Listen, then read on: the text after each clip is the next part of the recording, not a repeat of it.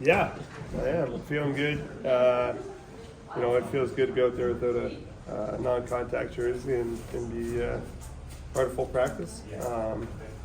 So hopefully as things progress here, we can do a couple games by the end of camp and feel good for the season. How's the fitness level? You said that it might take a while. Yeah, I mean, it's definitely,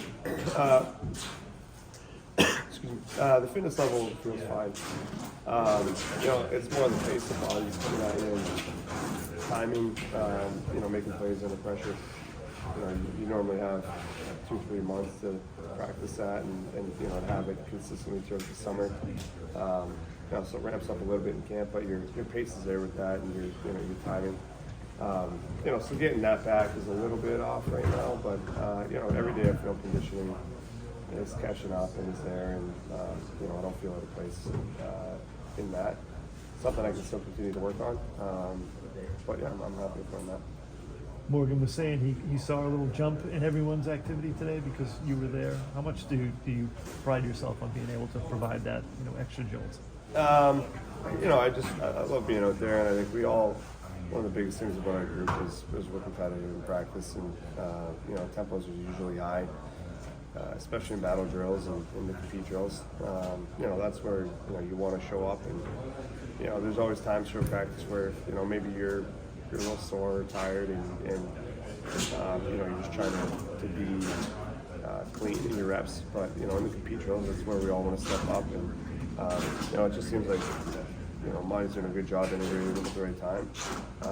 But I think we're all excited to be out there and go through the season. As this lineup's not really set in stone yet, what was it like skating with Morgan Geeky, who might be trying to elevate his role this season? I love playing with Geeks. He's so great in so many different ways. The way he can hold on to pucks and make plays, shoots it, great in the corners. So I think he really complements our line well. We haven't had a ton of reps together, so we'll continue to work on it. But I've always really liked his game and playing with him last year a bit. Really enjoyed that, and I'm sure we'll see a big step from him again this year. One that we're going to need. Encouraging early in the preseason when you see young guys like Lysell and Marchand and Marchand play pretty well last night. Yeah, it's encouraging, but pretty well needs to be better. For those guys to make the team, you got to look at it and push guys out that are on term and big deals and stuff like that. So, pretty good is not going to cut it. If you're happy with that, then you got a long ways to go. It's a good step, but they need to continue to grow and be better. Not just making plays, but being clean with the puck and not turning it over and stuff like that. So. They're showing well. They're very skilled players, but there's a lot more to it than just making a couple plays. To make it this level consistently, and you got to steal somebody's job. So that that's the biggest thing is how can you raise the bar to take a job and push somebody out. And that's what they got to get to. So they played well, definitely better than the first game, and they need to continue to grow and elevate, and I hope they can. We need young guys to push and continue to push the pace and allow guys to not get comfortable on this team. We need the young bodies to come in and help the team, and that's what great systems do. They continually build from internally. Hopefully those guys continue to push and be better. But again, you can't be happy with one game or a couple plays. You got to do it not just through camp, but through the entire season. So they got a long way to go. Monty talked last night about the PK and how it can help a guy maybe latch onto a spot in the lineup. Yeah. When you were breaking in, did you have that in the back of your mind that this is something that I could specialize in? I did. It was not something that I got right away. Had to earn it in practice. Originally it was just they wanted me to be a fourth line energy guy, and then what you need to learn is that you're given opportunities in practice. You're not just out there to take reps. You're out there to again take spots and grow your ice time. It happened.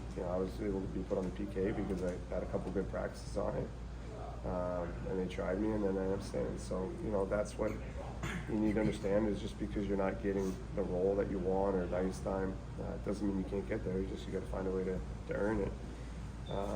You know, and depending on the organization, it comes a lot easier.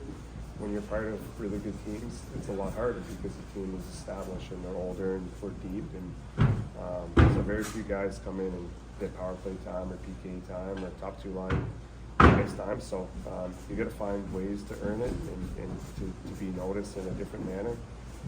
And then eventually, you know, the way it usually happens, somebody gets hurt.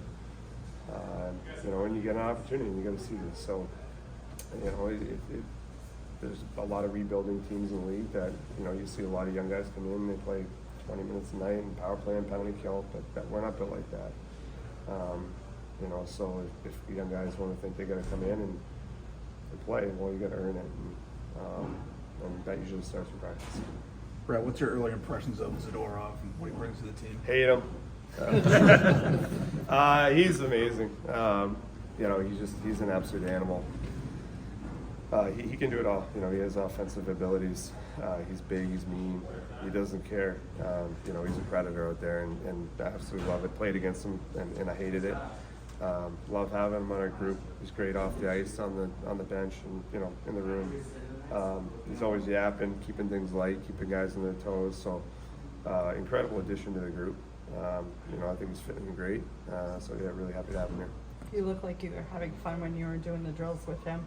When That's he because we were scored. dominating. Well, I wasn't. He was. Yeah, it was a one-man show out there.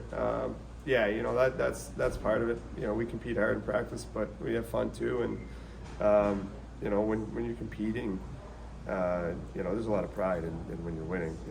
You know, you got to enjoy it. You know, and he was making it look really easy out there today. So I was just riding his coattails.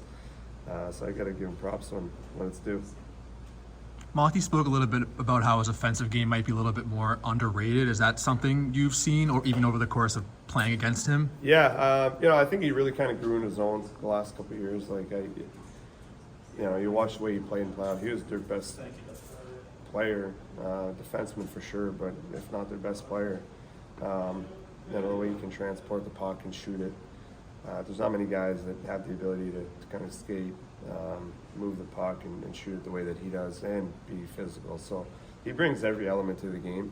You know, I think people look at him more the way he can kind of run around and control the game physically. But, you know, I think playing with Mac and you know, probably past his line, they're going to have a lot of opportunity to be offensive, and I'm sure he's going to thrive. Thanks, Rob. Thank you.